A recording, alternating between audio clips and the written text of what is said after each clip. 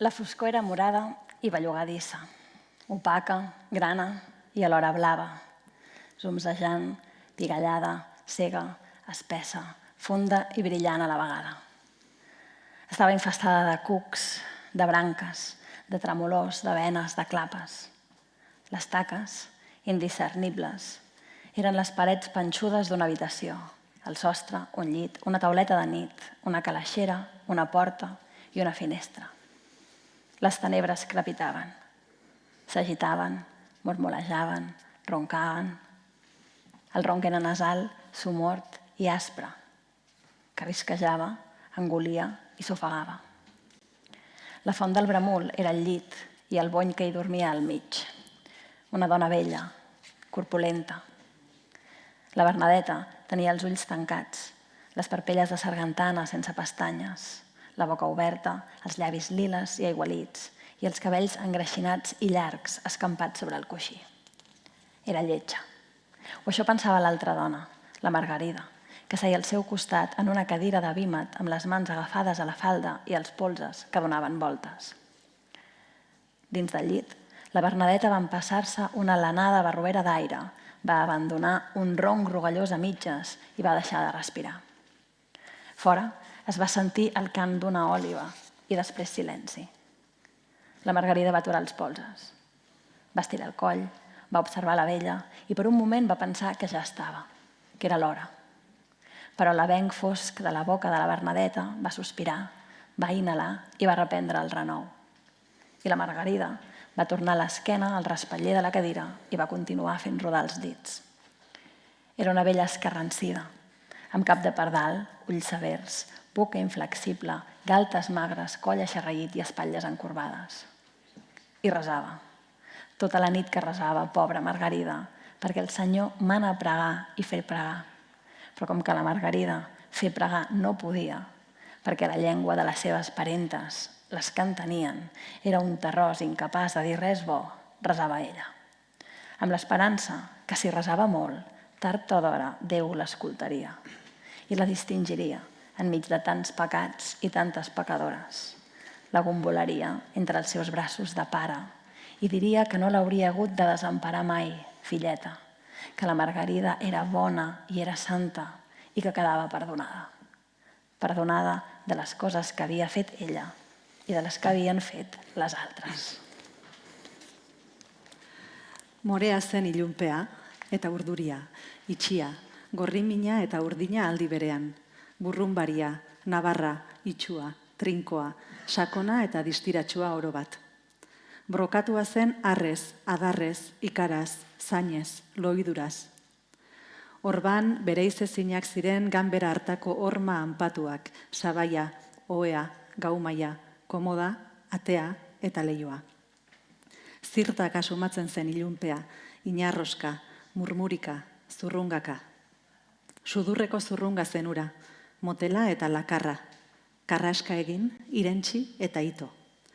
Ohea zen marruaren iturburua, eta haren erdian zegoen pultoa lo.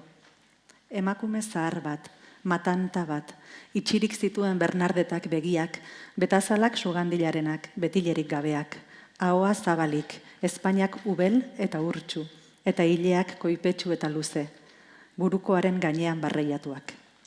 Itxusia zen. Alaxe uste zuten behin beste emakumeak, Margaridak. Haren ondoan zegoen, zumezko kadira batean eserita, eskuak gonari eusten eta atz lodiei eragiten. Ohearen barrenean, parte gaiztoko aire bafada irentsi zuen Bernardetak, zurrunga erlatx bat erdizka joaten utzi eta eten egin zen arnasaren emana. Urubi baten kantua ditu zen kanpoan, isiltasuna gero. Atz lodiak geldiarazi zituen Margaridak, lepoa luzatu, emakume zaharrari begiratu eta harenak egin zuela pentsatu zuen une batez, tenorea iritsi zitzaiola. Baina aire hartu eta asperen egin zuen Bernardetaren ahoko leize ilunak eta arnasari ekin zion berriro. Eta kadiraren bizkarraldean bermatu zuen Margaridak bere gorputza, atzei berreragiten hasi bitartean. Xaharra zen, ezurra eta azala, etxetxori burua, begiak zorrotzak, ahoa irmoa, matrailak iarrak, lepoa zimela eta bizkarra konkortua. errezatzen ari zen, gau guztian errezoan Margarida gaixoa. Otoitz egitea eta eragitea agindu baitu jaunak. Baina otoitz eragin ezin zuenez, otoitz egiten zuen Margaridak, haren ahaideen mihia baldin bazuten, itxurazkorik deus ere ezin esan zezaken zokor puska izaki. Asko errezatzen zuen, jainkoak goizago edo beranduago entzungo ziolakoan. Eta bereizi egingo zuen, horren beste bekaturen eta horren beste bekatariren artetik. Besapean hartuko zuen aitak besoen artean, eta alabatxo deitu. Eta inoiz ez zuela gerizperik gabe utziko esango zion, ona baitzen Margarida, santua, eta barkatu egingo zion betiereko. Barkatu egin zituenengatik, bai eta besteek egin zituztenengatik ere. Arratsaldeon, bona tarda. Irene Sola, barkatu. Katalanez idazten duen egile ezaguna da, askok irakurri izango dituzue bere lanak. Ikasketaz arte ederretan lizentziatua eta literatura, zinema eta ikuskulturako masterra egindakoa da. Literaturan Bestia poema liburua izan zen, bere lehen lan argitaratua, eta ondotik etorri ziren Alberdaniaren eskutik euskaraz irakur daitezkeen Dikeak eta Nik kantatu eta dantza egiten du Mendiak eleberriak. Azken liburu horren aurkezpenean ezagutu genuen elkar Donostian, eta niretzat plazerra da gaur ere berriro Irenaren solaskide izatea. Ordubete inguruko berriketaldia egingo dugu bion artean, espero dut gozatuko duzuela, eta amaieran galderentzako tartea utziko dugu, bizpahiru galderarentzako tartea, eta ondoren Irena liburuak sinatzen izango da kanpoan nahi duenarentzat. Eta, ez dut esan, interpreteari lan handirik, ibairi lan handirik ez ematen saiatuko naiz, eta zintzo jarraitzen gidoia. Irena, nik kantatu eta dantza egiten du Mendiak aurkezten laguntzeko sortea izan nuela esan berri dut, eta bertan esan zenuen, zure liburu guztiak nolabaiteko ikerketa prozesu edo ikasketa prozesu bat zirela zuretzat. Aurkezpenaren ostean, afaltzen ari ginela, galdetu nizun, eta zertan ari zara orain, ze ikertzen ari zara orain, eta esan zenidan magiaz ikertzen ari zinela. Nolakoa izan da hasieratik liburu hau egin arteko ikerketa prozesu hori? Bé, hola a tothom i moltes gràcies per ser aquí. Moltes gràcies, Uxue, també per tornar a ser aquí. I doncs sí, me'n recordo de la nostra conversa sopant després de l'acte, i recordo que em vas demanar en què treballes, i recordo que jo et vaig parlar d'aquest concepte, del concepte de la màgia. I aquest llibre una mica comença des d'aquí. Hi ha un moment determinat en el que jo estic acabant de treballar en el canto jo, i a mi sempre em passa que les novel·les, que els llibres se m'encavalquen una mica, que jo sé que ja toca anar-se acomiadant o anar tancant un llibre, quan, mentre hi estic treballant, una nova idea doncs, comença a treure el cap i comença a empènyer. Que vingui una nova idea vol dir que ja toca dir adéu al llibre en el que treballo i, en la mesura que puc, començar a centrar les energies en el nou. I una de les coses que jo em vaig adonar en el procés d'acabament de Canto Jo és que si bé a Canto Jo hi ha molts punts de vista i moltes veus diferents que miren i expliquen el món des de llocs molt diferents, la majoria de personatges i la majoria de fets i d'esdeveniments que s'expliquen en aquest llibre són totalment de carn i ossos. I em vaig adonar que tenia ganes pel proper llibre de començar o de partir o de que la llavor del llibre fos una premissa màgica, una premissa que tingués molt a veure amb la imaginació, una premissa que tingués a veure directament amb la màgia.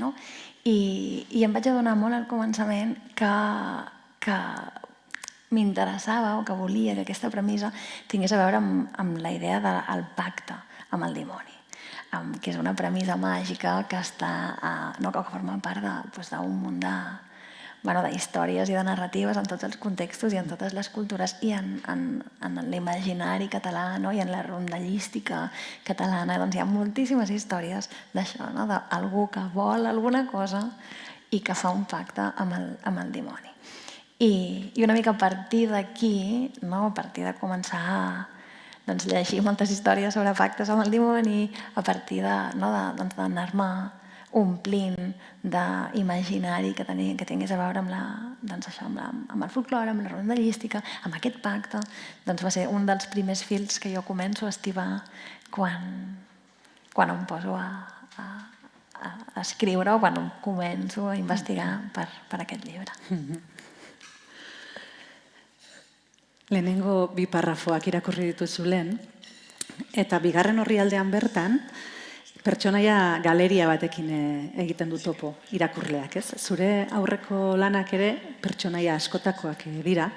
Nik asko miresten dut hori, idazle moduan iruditzen zaite oso lan zaila dela hainbeste pertsonaia manejatzea, eta hortaz galdetu nahi nizun. Irakurleak pixkanaka osatuko eta ulertuko du pertsonaia horien arteko harreman sarea, baina zuretzat nolakoa izaten da pertsonaia horien guztien sortze, ontze eta lotze prozesua? Nola sortzen eta manejatzen dira hainbeste pertsonaia? Zer dago hasieratik, zer sortzen da bidean?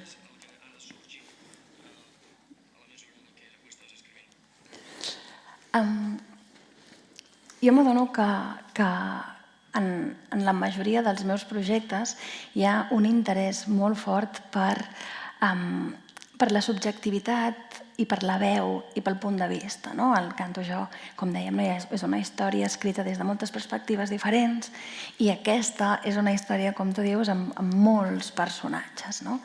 I treballar o reflexionar al voltant del fet que tots percebem el món d'una manera diferent, que tots entenem el món d'una manera diferent, que tots estem al món d'una manera diferent, que al mateix lloc, al mateix moment, la mateixa cosa passant i tots pensarem, entendrem, recordarem i després explicarem coses diferents és una cosa que m'interessa molt, no? I a partir d'aquí reflexionar al voltant del fet que no hi ha una història en majúscules objectiva o que no hi ha una història familiar objectiva, sinó que la teva història familiar es compon de fragments i de retalls del que tu has viscut, del que t'han explicat persones molt diferents del teu context familiar, històries que a vegades encaixen però que a vegades es contradiuen, històries que amb els anys canvien o s'amplien o hi entren detalls que no hi eren abans. Doncs tot això són temes que a mi m'interessen molt, i tots aquests personatges, en el cas d'aquest llibre, em permeten reflexionar sobre temes molt diversos, temes com poden ser la violència, temes com pot ser l'amor romàntic, temes com pot ser la sexualitat o la maternitat o el record o l'oblit, i podria anar dient, però acostar-me a aquests temes des de maneres d'entendre'ls i maneres de relacionar-los molt diferents. Cada una de les dones es relaciona de manera molt diferent amb aquestes coses. Hi ha algun personatge que, per exemple, es vol establir com a cronista de la història. Vol explicar la història d'aquesta família i que només la seva versió sigui la vàlida i gairebé anul·lar totes les altres maneres d'explicar aquesta història. I alhora hi ha altres dones que no volen recordar, sinó que el que volen és inventar històries o inventar passatges d'aquesta història familiar o riure o abstreure's. Altres dones que es relacionen amb el record i la memòria des de la pena, des del retret, des del dolor. Altres que s'hi relacionen des de l'agraïment, des d'una certa calma. Llavors, tots aquests personatges literalment em serveixen per explorar tots aquests diferents temes. Llavors, tu em preguntaves com es construeixen aquests personatges, com van apareixent, com es defineixen, com t'hi relaciones. Jo et diria, amb temps, amb molta paciència també, amb un punt d'escolta. Per mi és com molt important no tenir pressa i això, i escoltar el projecte, escoltar els personatges i donar-los temps, no? D'anar-se desenvolupant.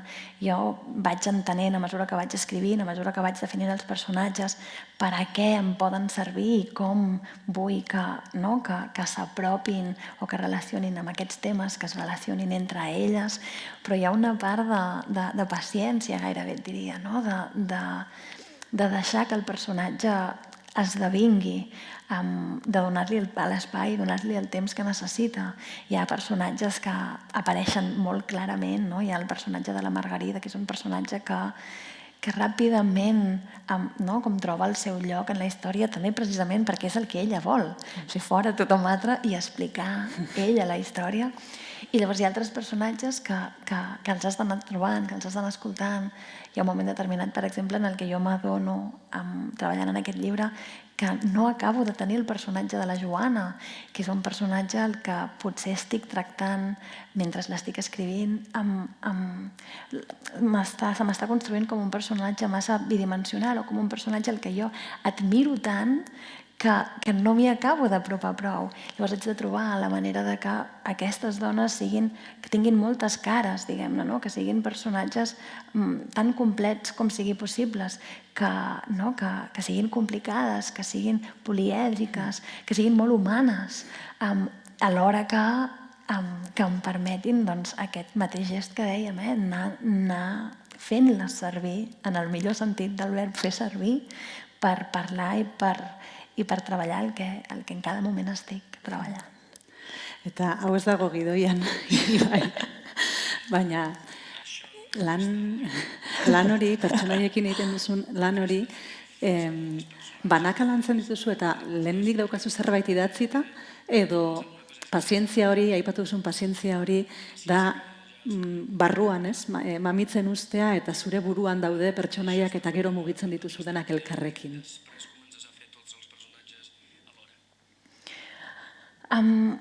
Per mi el fet d'escriure, o la meva manera d'escriure, veu molt de la meva formació. Jo tinc formació d'artista i jo tinc la sensació que jo treballo o escric des de metodologies de l'art.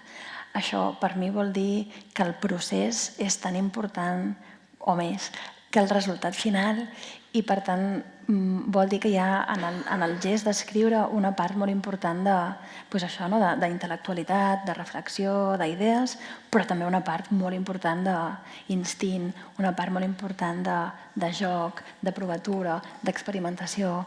Llavors, jo sempre dic que no... Quan em poso a escriure no és que ja he investigat tot el que havia d'investigar, ja ho sé tot i em poso a escriure, sinó al revés, que vaig... Jo dic una metàfora que és una metàfora de la piscina, que construeixo una piscina i poso una mica d'aigua que és això, com anècdotes, informació, lectures, interessos, tot el que jo vaig investigant i crec que d'alguna manera em pot servir pel llibre, i quan hi ha una mica d'aquesta aigua jo em tiro a la piscina i em poso a nedar, i nedar vol dir escriure, nedar vol dir jugar, vol dir provar, vol dir com començar a transformar aquesta aigua, aquests materials en quelcom creatiu, en un principi d'alguna cosa, sense preocupar-me gaire si allò acabarà sent o no sent, si allò estarà dintre del llibre o no hi serà.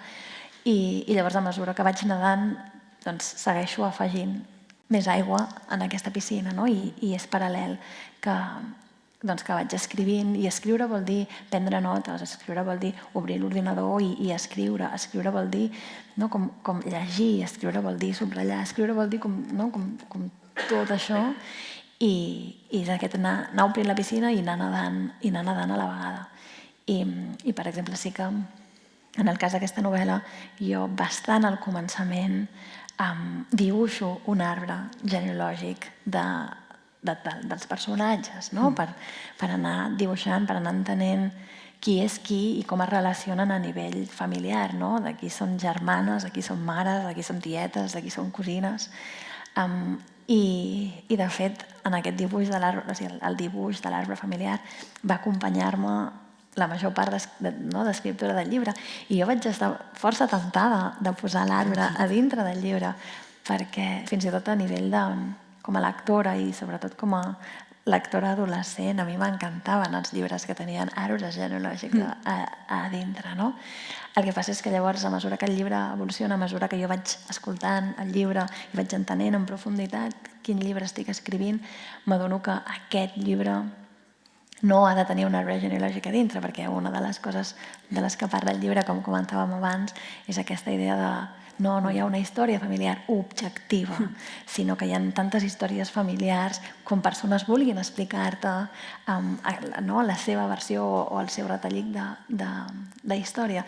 Per tant, si abans de començar el llibre jo et posava un arbre genealògic objectiu, de dir no, aquesta és la història familiar, a mi em ressonava, no em funcionava amb el llibre, i per mi és molt més interessant que cada lector vagi fent el seu arbre genealògic i vagi, una mica com tu mateix quan apareixes, neixes a la teva família i a base d'anys de córrer per allà vas entenent qui és qui i se't va explicant i vas situant-te. Doncs que el lector faci una cosa semblant amb el llibre, a mesura que va llegint vagi entenent i situant qui és filla i qui és mare. I em passa sovint que els lectors venen cadascú amb el seu arbre de colors diferents, dibuixat diferent, però amb l'arbre que cadascú ha fet. Bai, gainera, nik uste gauza politetako bat dela, deskubritzen zoazela, harreman hori aurretik ikusten baldin baduzu, aurretik baldin badago arbola genealogiko hori, ja bilaketa lan bat bihurtzen da, pertsonaia bat agertzen den bakoitzen, esaten duzu, bale, nor da, hemen ez diguzu ematen erreztasun hori, baina horrek badakarrez bilaketa lan bat. Justu, bata bestearen atzetik irakurri ditut, bi autore katalanez idazten duzuen bi autoreren lanak, bataia hilda dago. Montserrat Roigen Gerezi denbora, ez dakit nola esaten den katalanez, Temps de Cerizes, alako zerbait, eta berak bai jartzen ditu arbola genealogikoak, baina proiektua erabate desberdina da, ez? Gidoira bueltatuko naiz. Pertsonaiei buruz hitz egin dugu eta hitz egin nahiko nuke denborari buruz ere. Ze, garrantzia berezia dauka novelan, denboran atzera aurrera ibiliko gara, kiribilean egiten du aurrera eleberriak, eta nahastu egiten dira lehena eta oraina, eta hilak eta biziak, beste temporalidade batean. Plano batean, egun bakarra irauten du eleberriak, eta beste plano batean 400 urte. Liburu antolatuta dago egun horretako ataletan, edo ez, goizaldean hasten da, goiza, eguerdia, arratsaldea, arratsa eta gaua dira eleberriko kapituluak. Eta justu lehen aipatu duzu, ez? Galdetu nahi nizun antolamentu horren inguruan eta zenbat leku uzten diozun arrazoiari eta zenbat intuizioari, baina aritu zara pixka bat horri buruz, orduan nahi baldin baduzu, liburuaren denborari buruz hitz egin, libre, utziko dizut galdera.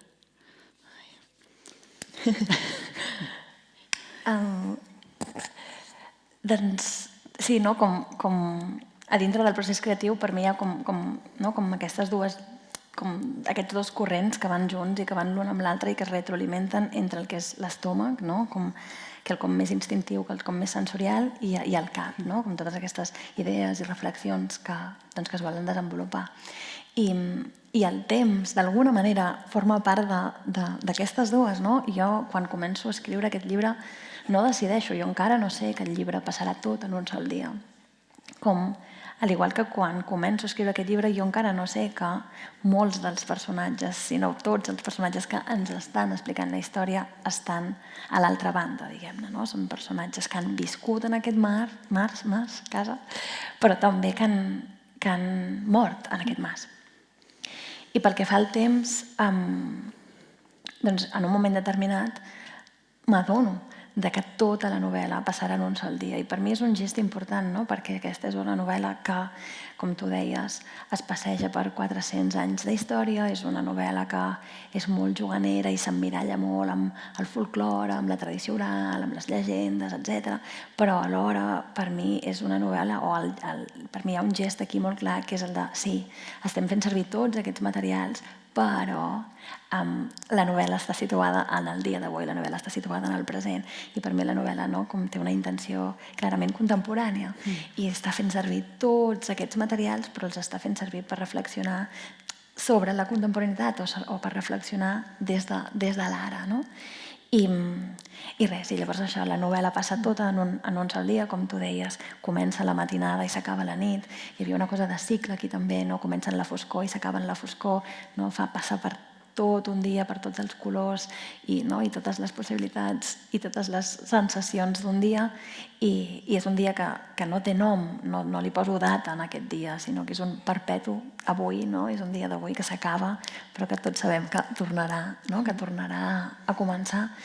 I llavors aquest dia d'avui és l'últim dia de vida de la Bernadeta, no? Que és una dona que viu en aquest mas i que avui s'està morint, no? I mentre la Bernadeta s'està morint, doncs totes aquestes dones que han nascut i viscut i mort en aquest mas, que són les seves parentes, el que fan és vetllar-la, esperar que ella es mori, i mentre s'esperen doncs li preparen una festa de benvinguda. I llavors a mi m'interessava molt també reflexionar sobre el temps i la relació entre el temps i la literatura, entre el temps i la imaginació, entre el temps i el narratiu, en tant que en aquest dia, en aquest matí, migdia, tarda, vespre, nit, en aquesta estructura, igual que l'estructura de la casa, però en aquesta estructura tancada que és un sol dia, diguem, és tan elàstic el temps i sobretot el temps tractat des de l'storytelling, que cap a dintre d'aquesta estructura centenars i mils de dies i de moments i d'anècdotes i d'històries. Llavors aquesta maleabilitat absoluta del temps m'interessava molt.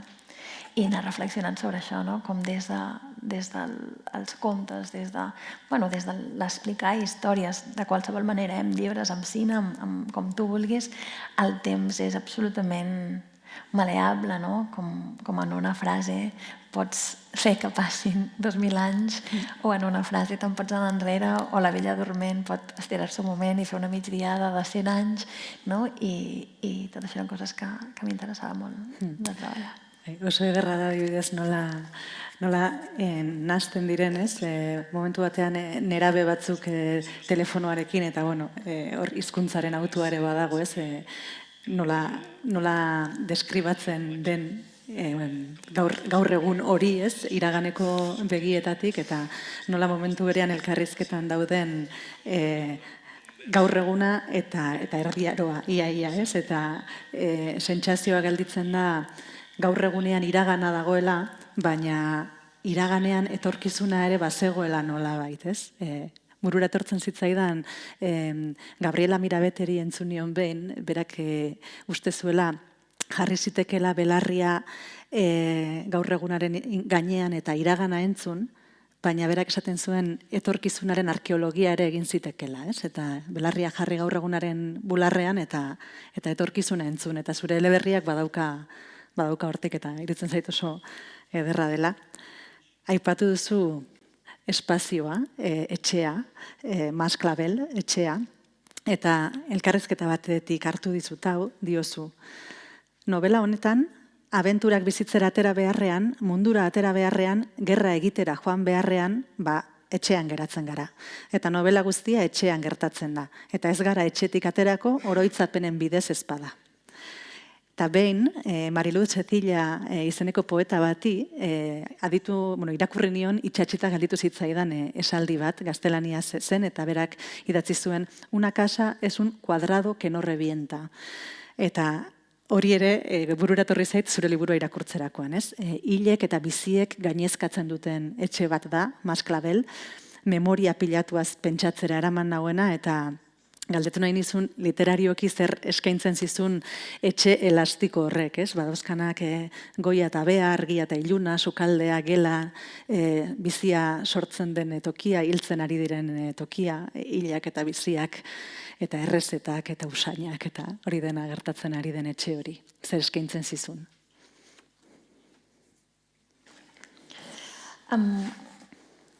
Diverses coses, no? Com en un primer moment, o per una banda, m'interessava molt, o una de les coses que la novel·la, per la que la novel·la s'interessa molt, és la idea de l'oblit i del record, no? I per una reflexió al voltant de què recordem i què oblidem, tant a nivell individual com a nivell col·lectiu, i com en el sol fet de recordar o de narrar aquest record estem transformant-lo, no? Estem triant com expliquem, què no expliquem, quines paraules posem a cada lloc.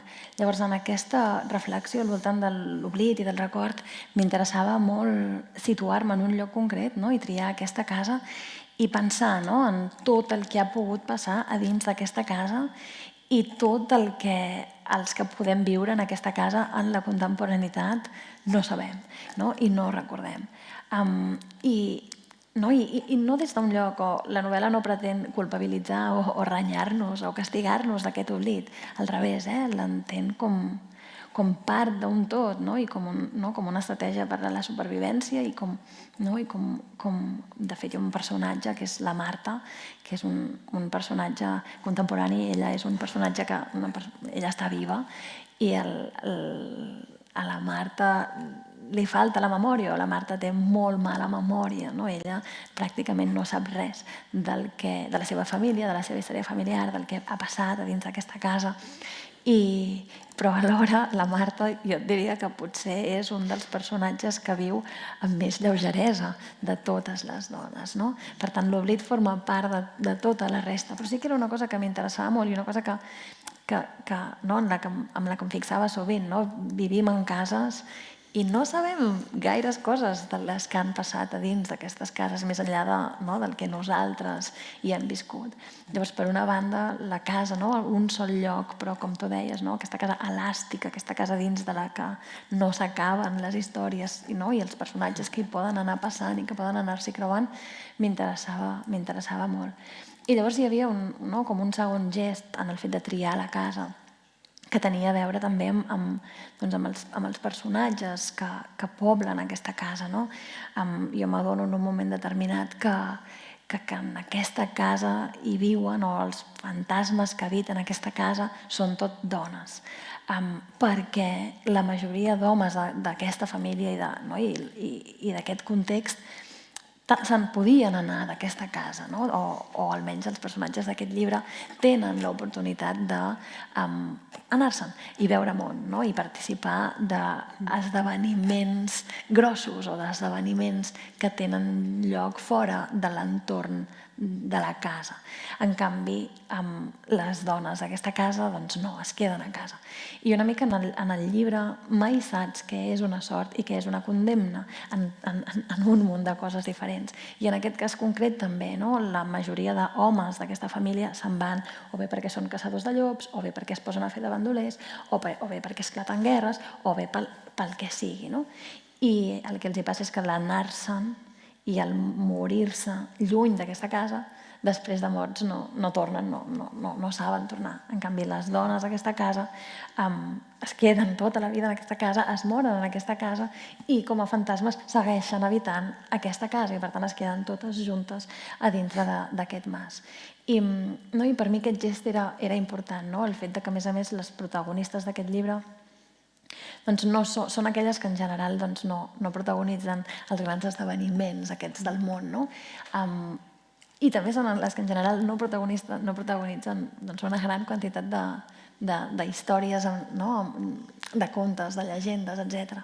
Llavors, agafar aquestes dones, que a més no és només que siguin dones, sinó que són, la majoria d'elles, dones suposadament lletges, dones velles, dones suposadament abjectes, dones que estan fora del cànon, i col·locar-les a elles al mig, i ficar-les a dintre d'aquesta casa i fer aquest gest de aquí, com tu deies al principi de la teva pregunta, en aquest llibre, en comptes d'anar-nos-en fora, anar-nos-en a viure aventures o anar-nos-en a descriure els suposadament grans esdeveniments del món, en comptes d'anar a la guerra, en comptes de veure món, en comptes de viure aventures, doncs no, ens quedarem a casa, que és aquest lloc al que històricament s'ha relegat a les dones. I és des de, com canviant el focus, i des d'aquest raconet de món, des d'aquesta casa, que explicarem i construirem tota aquesta història. Galdera bat saltatuko, Eta galdetuko dizut itxusitasunari buruz. Asko azpimarratu da, gauzen alde zatarra, alde ustela, alde iluna, nabarmentzen dela liburuan, baina hor dago galdera ere, ez? Zatarrak, ustelak, ilunak, omen diren gauzetan, ze gozamen, ze askatasun eta ze aukera dauden. Nola, zer interesatzen zitzaizun hortatik, edo nola landu duzu aspektu hori? Sí, en realitat és veritat que en el llibre com sovint es descriu a moltes de les dones com a lletges, però sempre que en el llibre ens referim a una d'aquestes dones com a lletges, ho estem fent a través dels ulls d'un personatge concret, que és el personatge de la Margarida.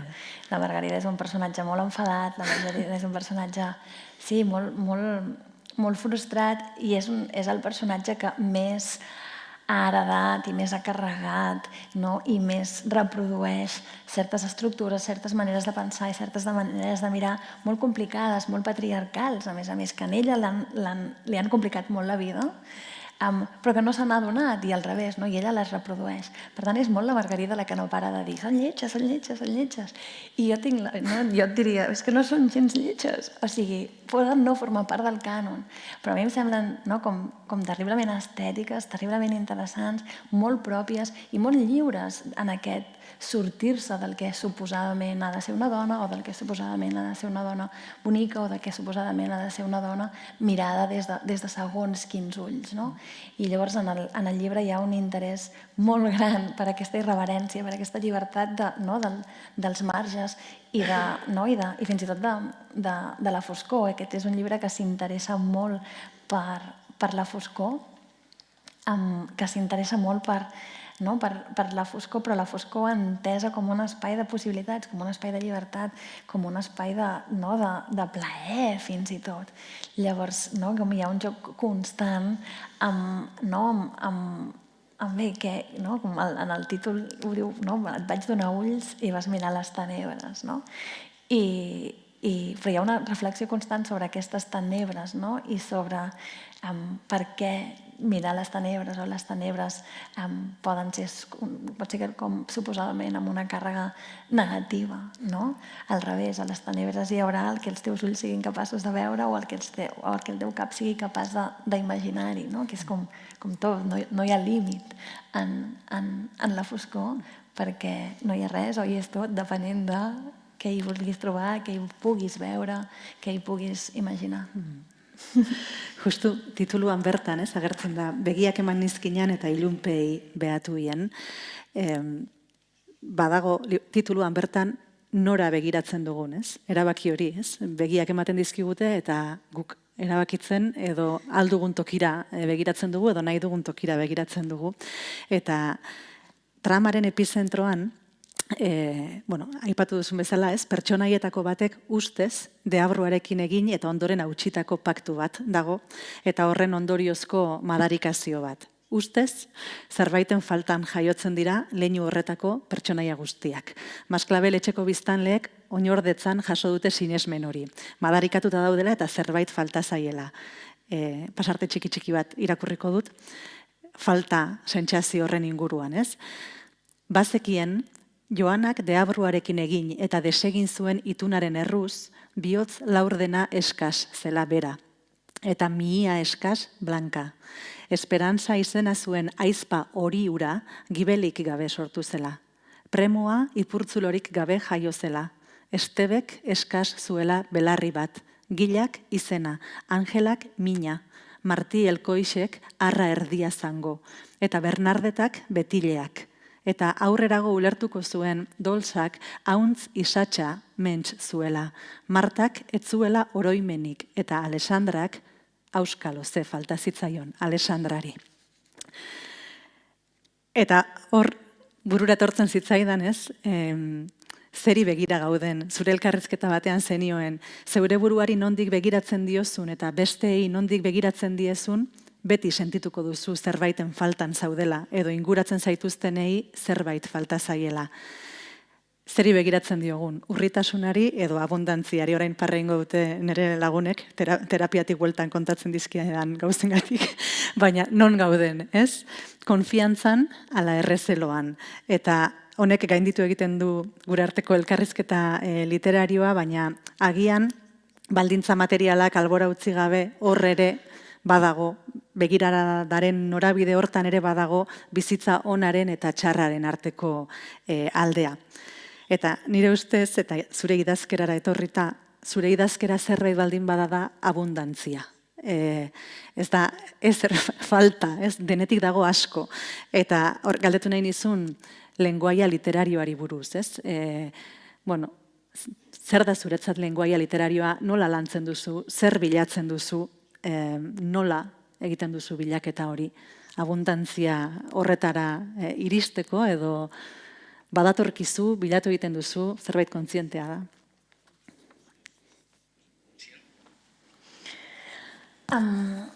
Sí, per mi la llengua o la manera com estic fent servir la llengua en cada llibre, en cada projecte, té molt a veure amb el mateix projecte, no? O sigui, com per exemple, en el cas d'aquest llibre, doncs aquest llibre és un llibre barroc, és un llibre juganer, és un llibre que, com dèiem, s'emmiralla molt amb el folklore, s'emmiralla molt amb la narrativa oral, però també amb tot un seguit d'imaginaris. Llavors, com el joc de la llengua o el joc que jo faig amb la llengua té molt a veure amb aquest sentit. A més, una mica com comentàvem, les veus narratives o la mirada des d'on s'explica aquest llibre és la de totes aquestes dones que, des del segle XVI, o la primera d'elles, al segle XVI, que és la Joana, que és aquesta matriarca, en un moment determinat del segle XVI, la Joana fa un pacte amb el dimoni, com tu explicaves. I la Joana aconsegueix trencar aquest pacte amb el dimoni. La Joana el que fa és demanar un marit, ella demana un home, aprofita i demana un home, especifica que ha de ser un home sencer, i a més que ha de ser hereu, almenys, com ella no només vol un home, ella també vol un sostre, i llavors diu, i un home, però que tingui una casa i que tingui un tros de terra. I la Joana es casa, fa un pacte amb el dimoni li diu d'acord, i llavors ella es casa amb l'hereu d'aquest mas, que és on passarà tota la història. El que passa és que en un moment determinat la Joana s'adona que en Bernadí, que és el seu marit, li falta un dit petit del peu i per tant ella havia dit que volia un home per ella sola, però que volia un home sencer, un tros d'home, però aquest li falta un dit petit del peu i per tant quan el dimoni la va a buscar i li demana l'ànima, ella li diu no, vam fer un tracte i tu no has complert, li falta un dit petit del peu, per tant trenquem el tracte. I la Joana es queda l'home, l'ànima i la casa. Però molt aviat la Joana comença a sospitar això, que hi haurà conseqüències d'aquest tracte tancat, que bàsicament voldran dir que a tothom, a tota la seva descendència, a tots els seus fills, a tots els seus descendents, els hi faltarà alguna cosa.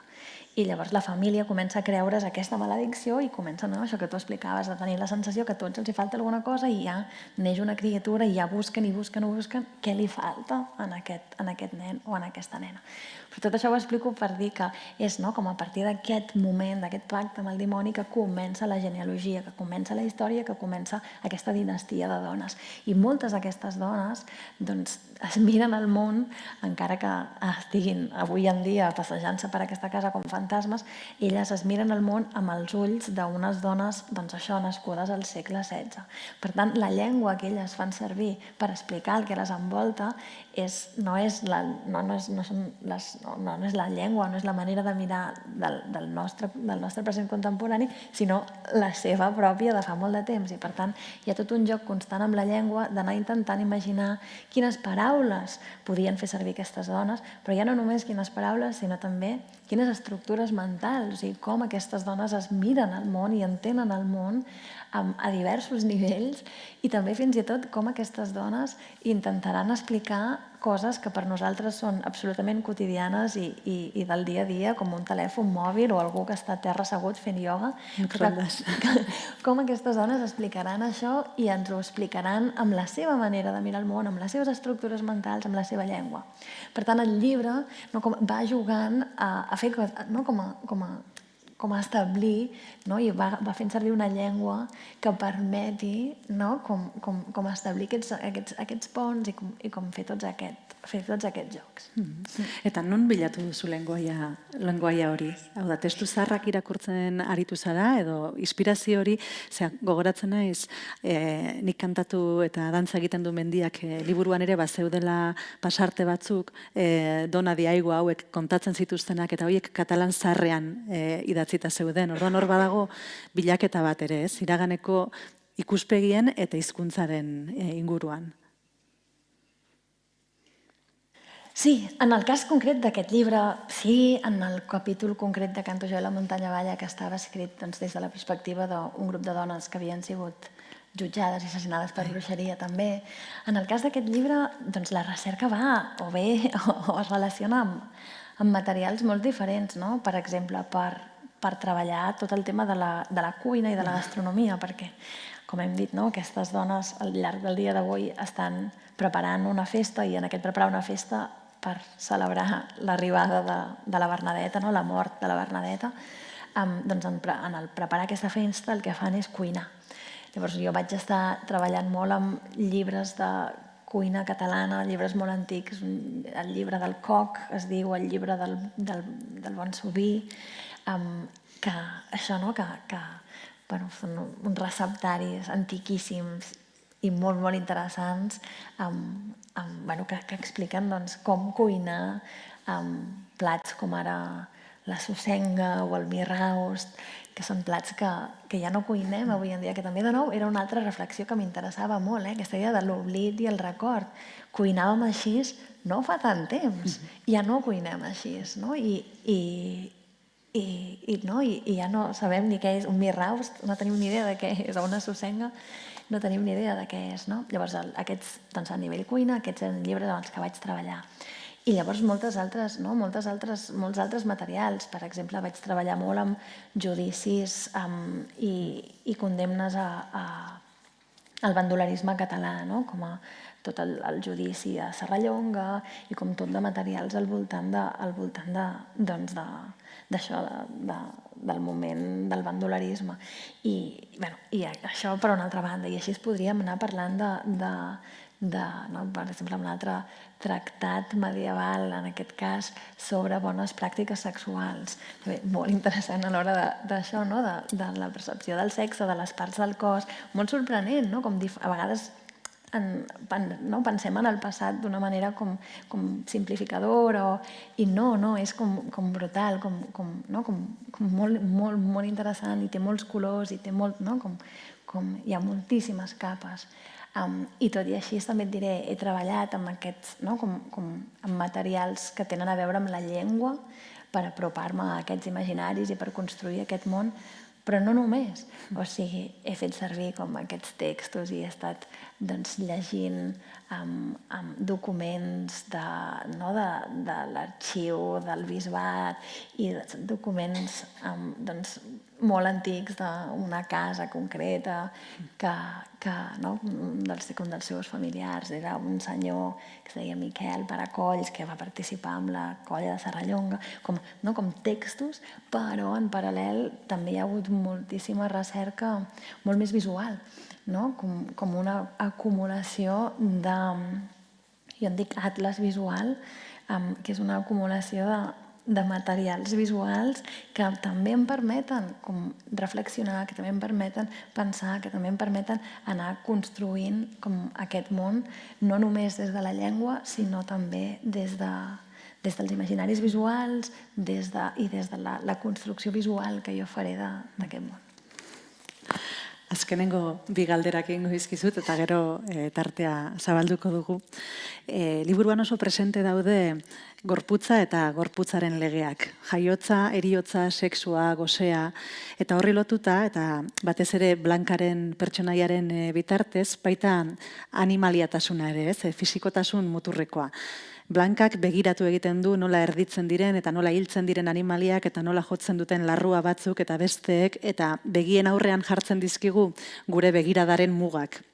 likitsa eta morbidoa eta nazkagarria eta pornografikoa eta haragikoia iruditzen zaigun hori dena jartzen digu begien aurrean, ez? Eta ezkutatu eta kontenitu beharrekoa iruditzen zaigun guztia jartzen du gure begien aurrean, ez? Erotismoa eta heriotza oso lotuta.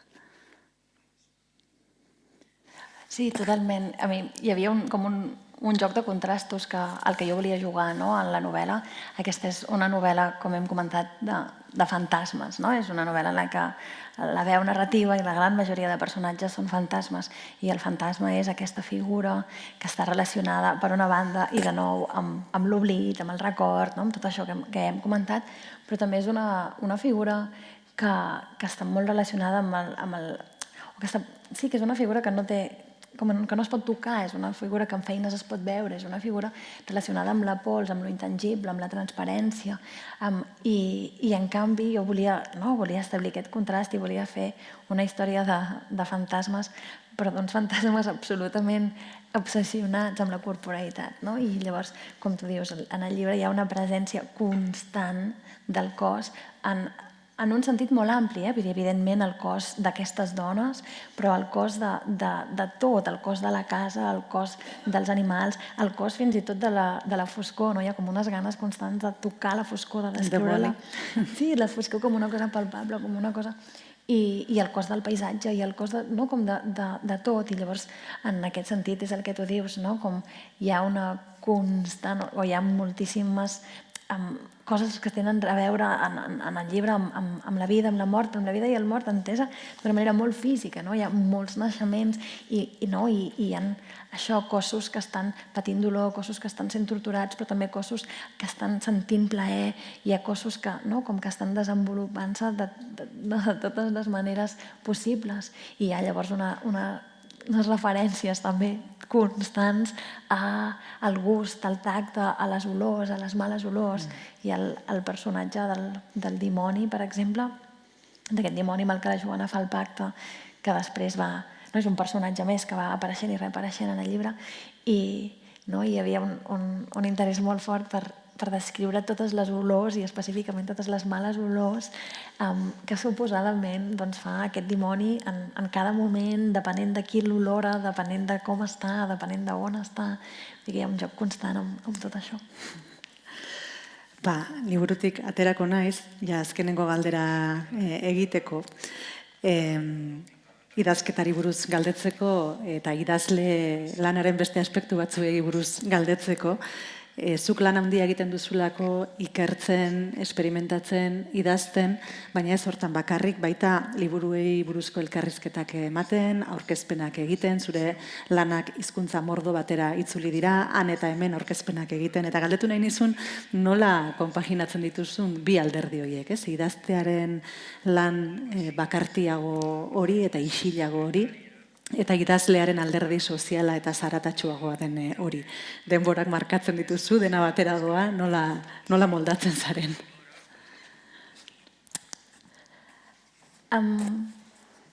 Jo intento trobar un cert equilibri entre les dues parts, entre la part més creativa cap endintre, com aquesta part més d'estar investigant, d'estar treballant amb això que investigues i d'estar escrivint i llegint. I per mi no és... Hi ha una part solitària en això, però no és...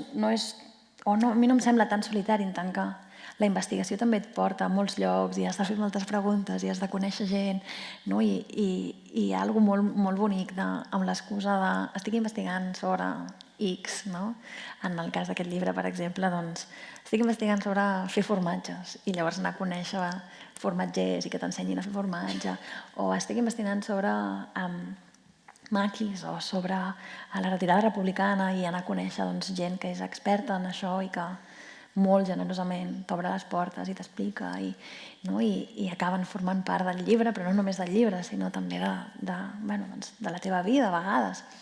Vull dir que hi ha com tota aquesta part i llavors hi ha l'altra part, que és aquesta cosa més social o més d'acompanyar els llibres, de viatjar, de parlar dels llibres.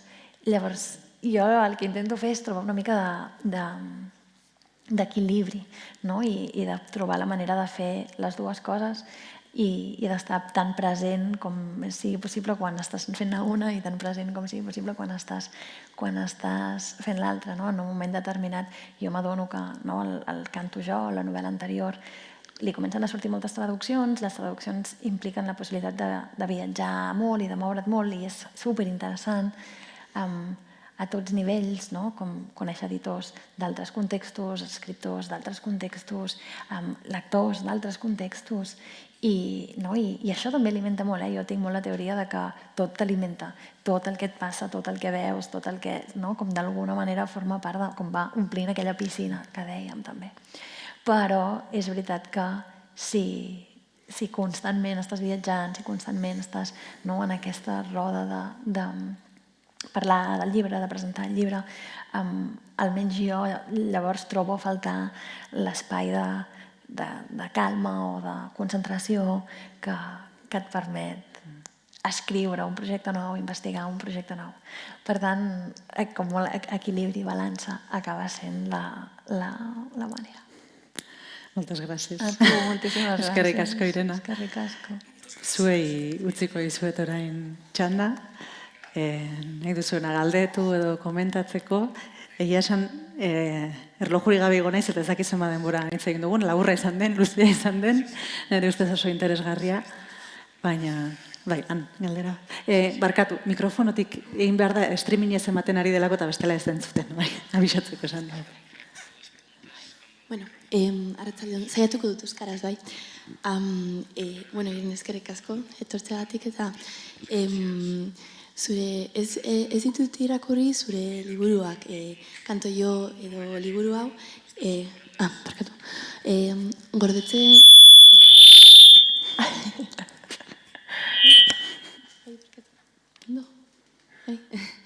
Bueno, liburu horiek gordetzen ari naiz momentu super berezi. Pues igual...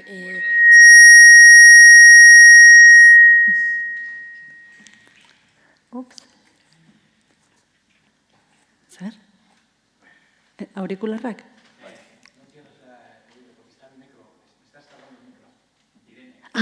Soy yo, vale, perdón. Vale. A ver, ¿ahora? A ver, ¿ahora? ¿Bien? Sí, perdón. Que eso, estoy como guardando los libros para momentos súper especiales pues igual ahora, como con el trabajo, estudiando y tal, digo, los quiero disfrutar como así a 100%, ¿no? Pero sí que he leído Liken y es un texto que me gustó mucho y que de hecho compartimos en un club de lectura. Y me gustaría como, o lo que me gustó mucho es cómo se junta rigor científico y literatura y no se desconectan para nada y el vínculo es muy chulo, ¿no? Entonces, me gustaría preguntarte cómo, si ese rigor científico que utilizasteis en el texto ese, ¿no? O lo que has comentado de la investigación, de las investigaciones que haces cuando escribes un libro, o sea, no me parece para nada impositivo. Y no sé si es como lo que buscasteis en Liken, o si es, pues, ¿cómo tratas el rigor científico? Así, ya. ¿Cómo lo hago? ¿Respongo en catalán y a poquet y català? Sí? Va bien així? Bueno, o si no ho acabes d'entendre, m'ho dius i faig una mica de cada. Sí, a mi, com en aquesta part d'investigació, com en aquesta part de recerca, en tots els projectes, tant en les novel·les com en aquest text que tu comentes, com en qualsevol projecte, per mi hi ha com aquest omplir la piscina, com un alimentar-se de molts llocs diferents i de moltes fonts diferents i de textos científics, o potser no tant, o no només científics, sinó acadèmics també. Per exemple, hi ha una tesi doctoral increïble, que és una tesi doctoral d'un historiador que es diu Pau Castellgranados, i és una tesi doctoral sobre processos judicials per bruixeria a Catalunya, que és una tesi doctoral que jo sempre poso els agraïments dels llibres perquè sempre hi vaig i sempre em dona moltíssim. Llavors, tots aquests materials a mi em serveixen molt, però també em serveixen des d'un lloc molt lliure, que és el de la creació. O sigui, com jo soc molt conscient quan estic escrivint o quan estic treballant, que clar, jo no estic fent un article acadèmic o no estic, com que no estic dins del context de l'acadèmia, per tant, jo m'agafo de tots aquests materials, sempre procuro citar-los, com explicar d'on he partit i d'on he begut per qui tingui ganes d'anar-hi, perquè realment a mi m'han servit molt i potser a un altre també li serveixen, però com una mica la idea és agafar tot aquest coneixement com científic o acadèmic o tècnic o folclòric, vull dir que jo ho agafo de tot arreu i tot ho poso en el mateix, no en el mateix sac, però sí tot m'ho enduc en una arena creativa, per llavors fer-ho servir amb molta llibertat, com amb molta irreverència, molt emportant-m'ho cap al projecte que jo estic treballant i fer-lo servir de la manera que el projecte necessita. ¿Me has entendido más o menos? Sí?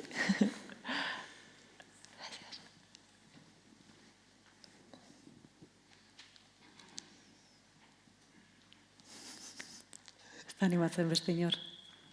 Ez.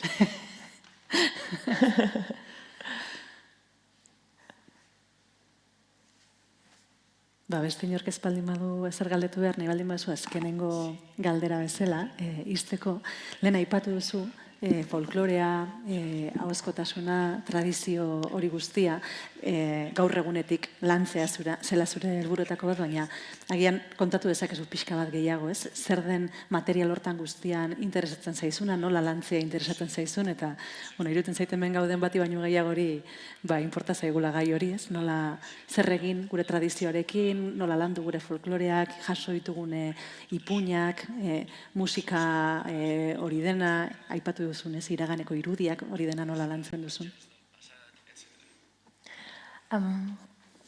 Sí.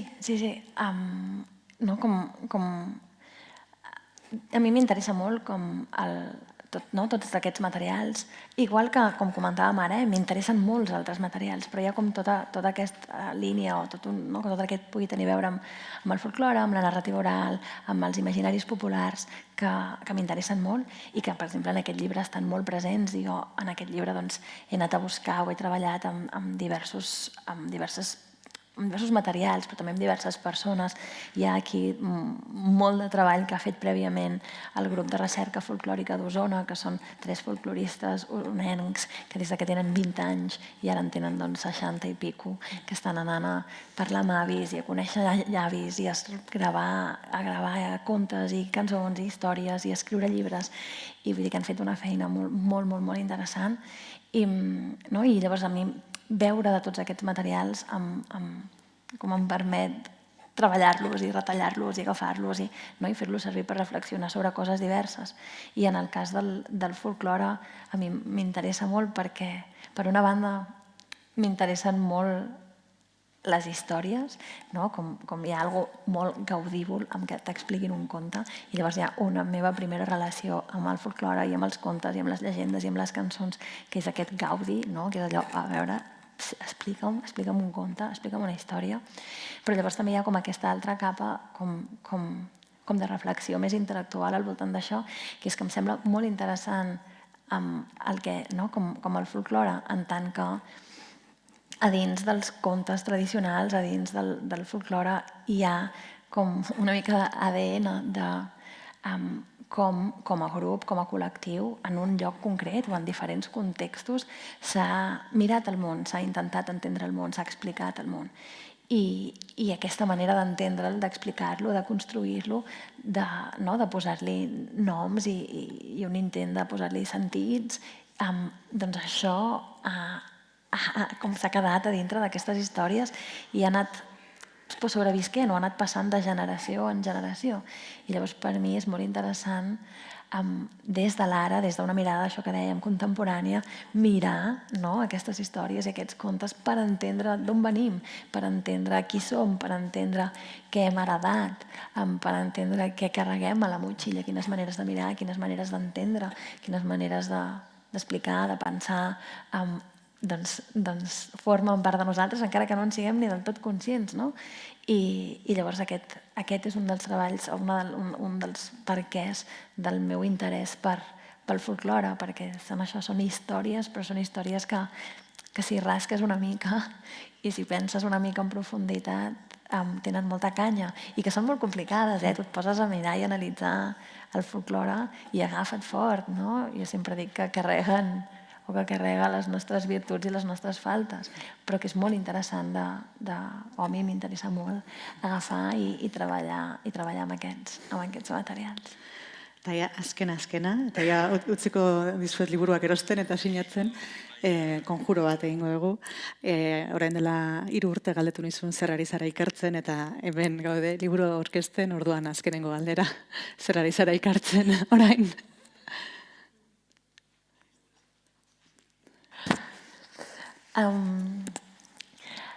Moltes coses diferents i res que pugui explicar molt concretament. En aquella ocasió vaig fer servir la paraula màgia.